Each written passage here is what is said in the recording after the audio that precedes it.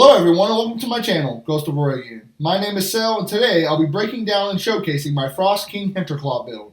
It's an ailment build. This build can slow down and take down enemies in just a few techniques.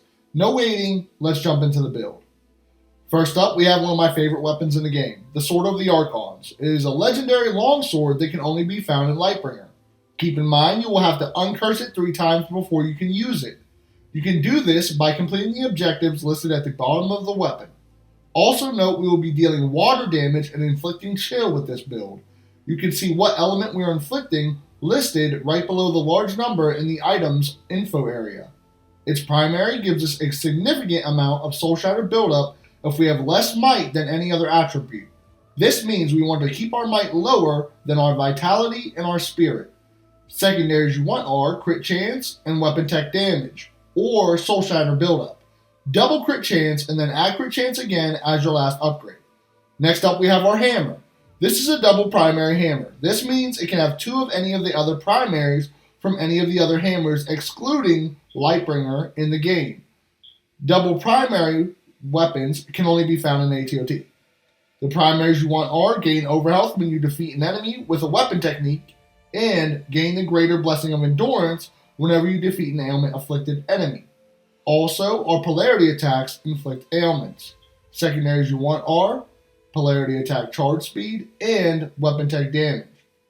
Double charge speed and then add crit chance as your last upgrade. Below that we have our Methra Star. This is a double primary charm that can only be found while fighting Moirax from the Fire and Darkness DLC. The 2 primaries you want are gain the blessing of power when you inflict ignite and gain the blessing of luck when you inflict chill. This will give us more crit chance with the blessing of luck when we inflict chill. The second primary you want is gain weapon charge whenever you crit. Secondaries you want are crit damage, double that, and then add crit chance as your last upgrade. Beside that is the Kolobus Legacy. This is a double primary legendary amulet that can only be found while fighting Kurgani from the Fire and Darkness DLC. The 2 primaries you want are chance to summon a Spirit Warrior ally whenever you soul shatter an enemy, and restore health whenever you crit. Secondaries you want are crit chance and ailment power. Double crit chance and then add crit damage again as your last upgrade. Below that is our Sanguine Ring. This is an uncommon item that can be found anywhere. Its primary increases our ailment power. Secondaries you want are weapon tech charge speed and ailment duration. Double charge speed and then add weapon tech damage as your last upgrade. Beside that is our Eye of the Dragon. This is a legendary ring that can be found anywhere. Its primary has us gain overhealth whenever we defeat an ailment-afflicted enemy. It gives us overhealth retention and has our weapon techniques inflict ailments. Secondaries you want are 3 different resistances, double either physical or fire resistance, and then add to resistances again as your last upgrade. Below that is our banner, the Plague Pennant.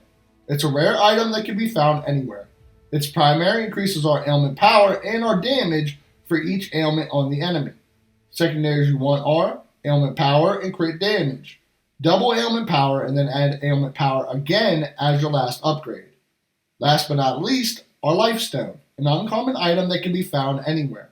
The Bead of Hardened Ethereum. Its primary increases our ailment power. Secondaries you want are ailment power and ailment duration. Double ailment power and then add ailment power again as your last upgrade. Now, before we jump into augments, here's a few more clips showcasing this build.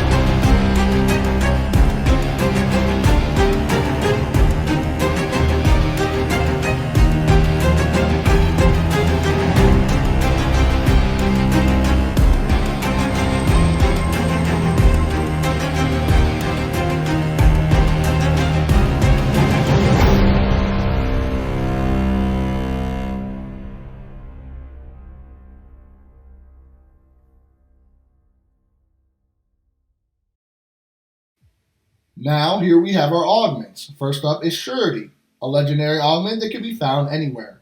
Its primal version can only be found in ATOT. Its primary gives us weak point damage whenever we use our northern technique, and has us expose the enemy's weak points. Secondaries you want are damage to chilled enemies and ailment duration. Double damage to chilled enemies, and then add weapon tech damage as your last upgrade. Beside that is Focus, a rare might augment that can be found anywhere. Its primary gives us over health whenever we crit.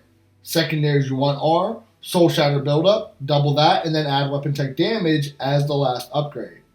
Below that is Paradise, a rare might augment that can be found anywhere. Its primary gives us weapon tech charge whenever we crit. Secondaries you want are weapon tech damage, double that, and then add weapon tech damage again as your last upgrade. Beside that is Void Shell. It's a legendary augment that can be found anywhere. Its primary gives us over health whenever we crit, depending on how much might we have attached to this augment. So that means we want either might augments or augments with might as on them attached to this augment. Secondaries you want are over health gain and ailment power. Double over health gain and then add to resistances as your last upgrade. Above that is Rift, a rare augment that can be found anywhere. Its primary gives us more damage for each ailment on the enemy. Secondaries you want are over health gained, double it, and then add might as your last upgrade. Above that is an epic spirit augment that can be found anywhere. Its primary gives us banner charge whenever we soul shatter an enemy. Secondaries you want are damage to chilled enemies and ailment power. Double damage to chilled enemies and then add vitality as your last upgrade. Last but not least is the enchanted tier. This is a rare item that can only be found in the Lightbringer game mode. Keep in mind you have to uncurse this item by completing the objective listed at the bottom of the item when you first get it. Its primary increases chill duration but takes away Archon Fury charge speed. Secondaries you want are damage to chilled enemies and water damage. Double damage to chilled enemies, and that's all. Now, let's jump on over into our skill tree. Here we have our skill tree. As you can see, we are fully spec'd into weapon techniques, soul shatter, vitality, crit chance, crit damage, Archon Fury, resistance, spirit, rampage, ailments, recovery, weak points, polarity attacks, all stats, and then we have a few extra into weapon timing, 1 in a takedown, and 2 in the finesse. Well, that's all I have for this build. Thank you all so much for watching. I will be posting periodically throughout the week with more Godfall builds, some more Bloodborne, and Dark Souls videos. Also, I'd like to invite you all to our Discord, the GODSLAYERS gaming community. We are currently holding some events for upcoming games, including Horizon Forbidden West, Elden Ring, and Tiny Tina's, in which we will be giving away the game for each and other prizes listed on our Discord. The link is in the pinned comments and description below. Thank you all again for all the support, and until next time, take care.